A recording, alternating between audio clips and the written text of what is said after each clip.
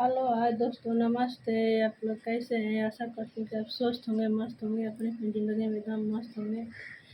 बहुत ज़्यादा यहाँ गर्मी है, बहुत काफ़ी गर्मी है, बहुत ज़्यादा धूप निकल रहा है। यहाँ के लोग बहुत ज़्यादा बीमार पड़ रहे हैं, बुखार, मलेरिया, टाइफाइड। हम भी देखिए चेक करा कर आए हैं, अभी अभी चेक करा के आए हैं। टाइफाइड ज़्यादा है और सब कुछ नॉर्मल है, टाइफाइड ज़्यादा है, बस माथा में दर्द है।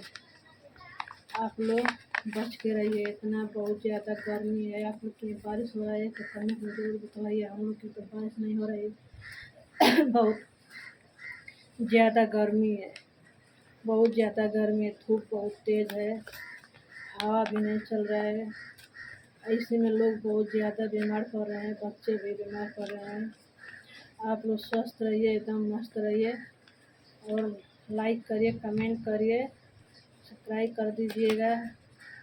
आप लोग कहाँ कहाँ से देख रहे हैं कमेंट में ज़रूर बताइए। आप लोग कोई कमेंट नहीं कर रहा है, एक भी नहीं कमेंट आ रहा है, बस लाइक हल्का फुल्का लाइक आ जा रहा है, तो नहीं आ रहा है। ये तो हमारा वीडियो नहीं चल रहा है क्योंकि हम तबीयत से बना नहीं पा रहे हैं, बहुत ज़्यादा तबीयत ख़राब है।